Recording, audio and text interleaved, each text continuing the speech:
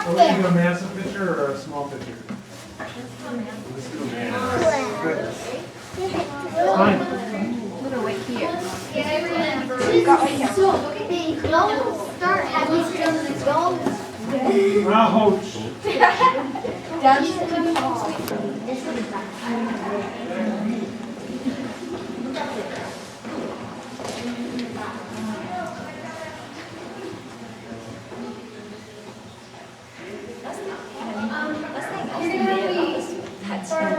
Oh. Different. Last time I was there, what was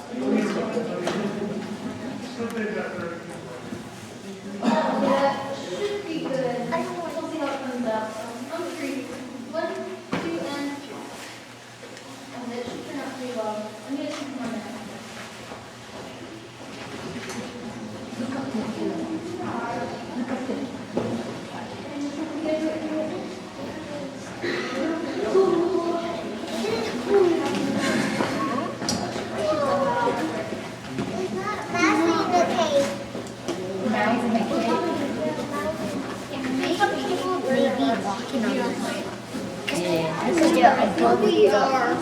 The cave right here.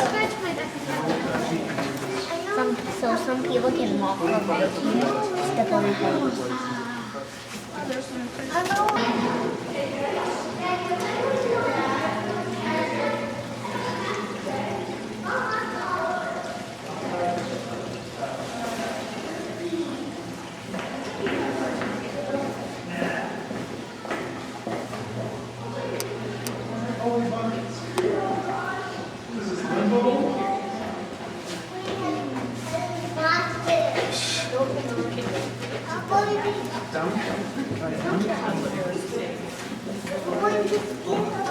Why don't we see a bear? Right there? Sure. Maybe.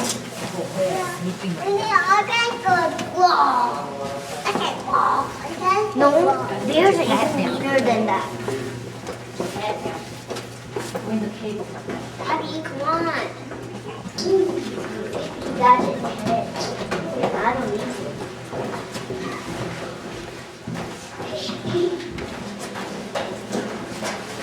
That's your hat.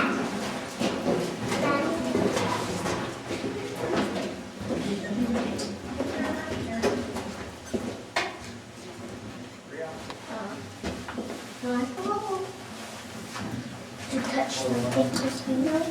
No, good girl. Because you see that you cannot. No bear. I told you, no monster. No monster. No bats. Again? Watch out your head. You see how to go first, okay? I don't need.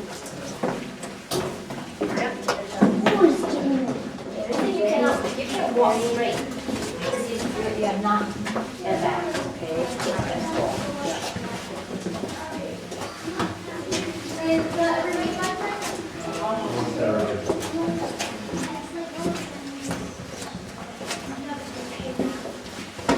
This room in here we call reception hall. Although we had done the tour back in the 1880s and 1890s, you'd have had to crawl through the majority of Boston Avenue. When you got into this room, it would have been a much smaller room. The floor would have been up around this rough edge that you can see against the limestone. And so you can tell it would have been kind of a cramped room back then, but they would have... No bear. No bear. Who's a little afraid? What was that? Yeah. Hey. Okay, we're going to continue in here just to make sure people can see the result.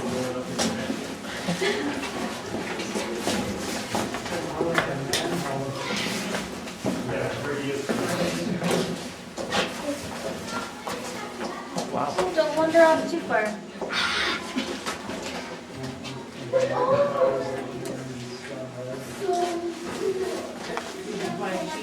Yeah. Mine after that group. And if you folks do think of any questions, typically while we're waiting for the rest of the group, is a good time to ask. Maybe bats in there? We do. We actually have about 3 different species of bats in this area.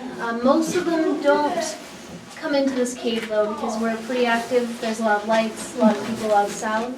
If they do come in, they're usually in dark areas. I feel wet. I feel wet. I'm probably upstairs. Don't tell me we have to go in a tight squeeze. Did you see that? It was just wet. Like a crystal formation. Did you see that? Please. See the ceiling?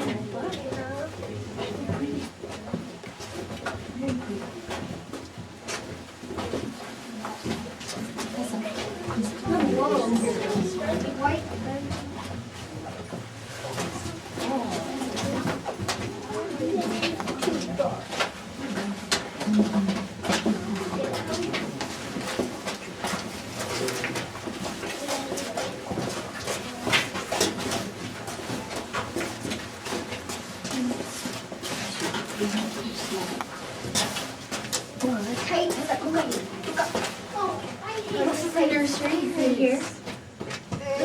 Me too. Did you see that? Babies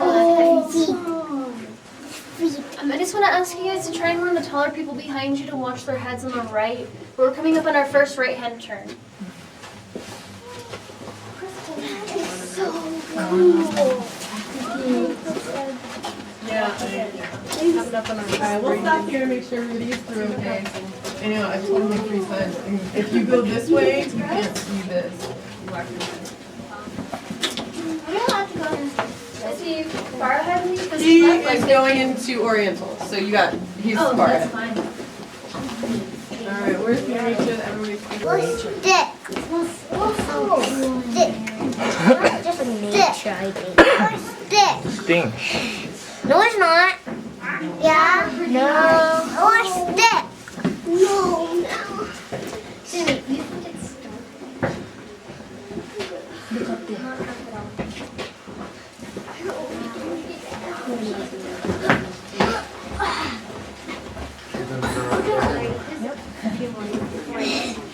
Alright, you guys can fill all the way on in. That way nobody No. falls down the stairs. Oh, Kristen, don't touch you. Don't touch anything. Look at the honey stone striped. What do you mean?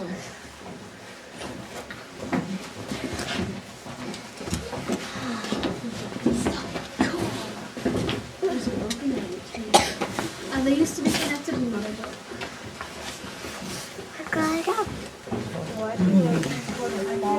Alright, you guys can fill all the way on in. Good job, Christy. Good job. There's a little group back there.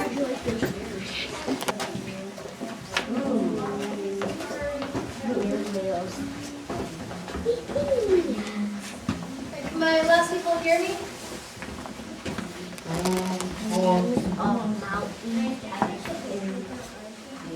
Your head got There. They move on things. Okay. Is that everyone? Everyone there? Oh, yeah. Well, the room down here we call the Valley of Dreams. And back in 1935, a man named George Jeffries took one of our tours and decided that he liked the cave so well that he wanted to see more of it. So he had some money and some manpower donated from the railroad that he worked at just to help us excavate this next room that we're going to head into in just a few minutes. His only requests were that we mention him on all the tours forever, so George Jeffries. And also that we leave behind a couple of lines of his favorite poem there on the wall, which reads, "Dreams of mountains as meditate, they bleed on things eternal." Now down here in the front of the room we have a really good example of another column formation. This one's not broken like Romeo and Juliet.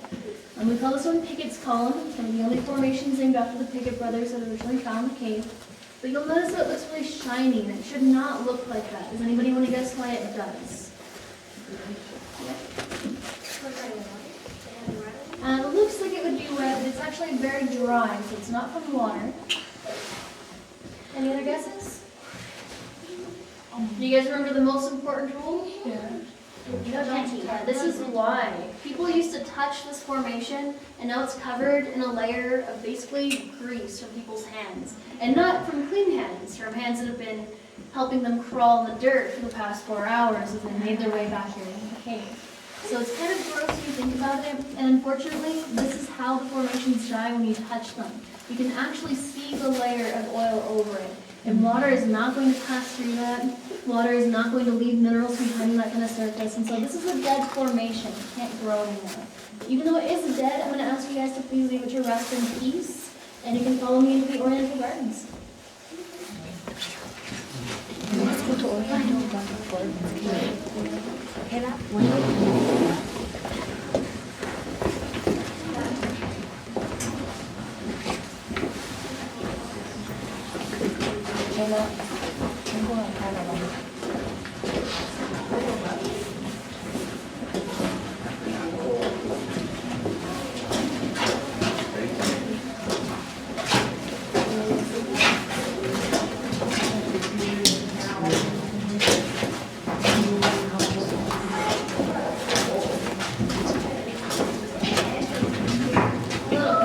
Things like that.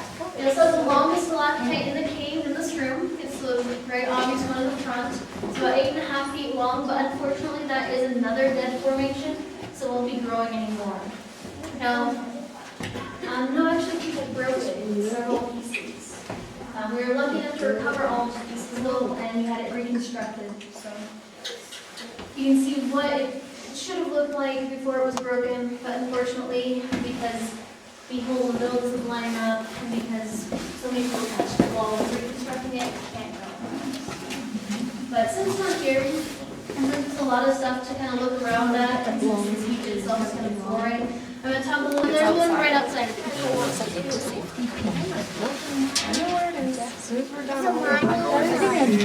Alright, is that everyone? Paper clip there. Necklaces. Necklace. Are we still waiting on a couple? Necklaces. Yeah. Happy. Okay, can you guys hear me? Yeah. Money. Rubber band. Money. Alright, well back in 1910 there were two young girls that took this tour, probably around 20, a little bit over 20 years old. And because they hadn't married anybody and because this was back in 1910, they're considered old maids. But they took the Discovery Tour back then. They went up that rope ladder that we saw earlier, rope led out. Right back here you can see the passage behind me. And they would have shinned across the sledge with a couple of ropes and made it into this room. And they thought it was very boring when they got in here. They didn't think there was very much to look at. And so they talked to their tour guide about it, and he let them leave something behind so they could get out there and touch the room. So behind their two favorite hairpins on a ledge that we can't see anymore. And they left and came back about a year later after they were happily married to wealthy men. And they did think they had this good luck because of this ledge in the cave. In just a minute, I'm going to allow everyone who wants to continue this tradition. But first, these stairs